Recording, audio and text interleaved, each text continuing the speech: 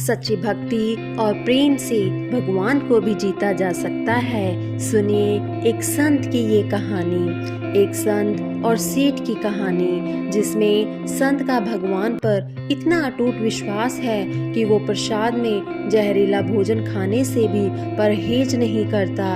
इसके बाद भगवान जो करते हैं उसे देखकर सभी हैरान रह जाते हैं। एक सेठ जी बड़े कंजूस थे।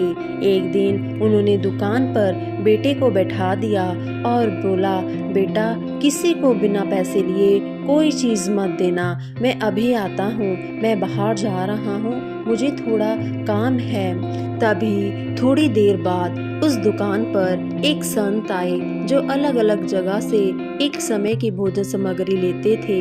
लड़के से कहा, बेटा जरा थोड़ा सा नमक दे दो। लड़के ने संत को डिब्बा खोलकर एक चम्मच नमक दे दिया। सेठ जी आए तो देखा कि डिब्बा खुला हुआ है। सेठ जी ने अपने बेटे को कहा, बेटा तुमने नमक का डब्बा खोलकर क्यों रखा है, तुमने इसे बंद क्यों नहीं किया। बेटा बोला, एक संत जो तालाब पर रहते हैं उनको एक चम्मच नमक दिया था। सेठ का माथा ठनका।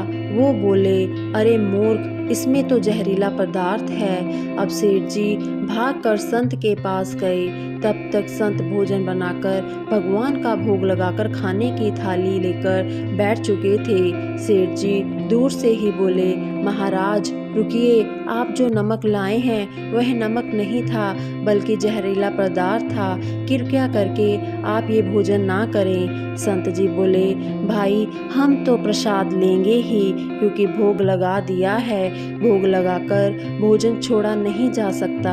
अगर भोग नहीं लगता तो भोजन बेशक छोड़ देते।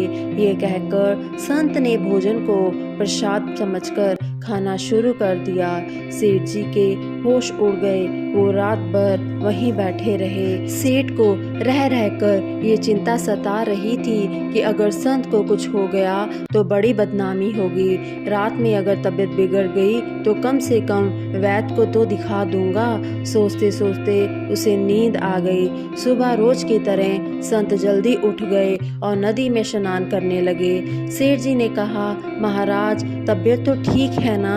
संत बोले, भगवान की कृपा है। इसके बाद वे पूजा के लिए मंदिर चले गए। जैसे ही संत ने मंदिर का द्वार खोला तो देखा कि भगवान के श्री विग्रह के 2 भाग हो गए हैं और शरीर काला पड़ गया है। ये देखते ही सेठ को सब समझ आ गया कि भक्त के अटल विश्वास को देखकर भगवान ने भोजन का जहर भोग के रूप में स्वयं ग्रहण कर लिया और भक्त को प्रसाद ग्रहण कराया। इसके बाद सेठ ने तुरंत घर जाकर बेटे को दुकान सौंप दी और स्वयं संत की शरण में आकर भगवान की भक्ति करने लगा।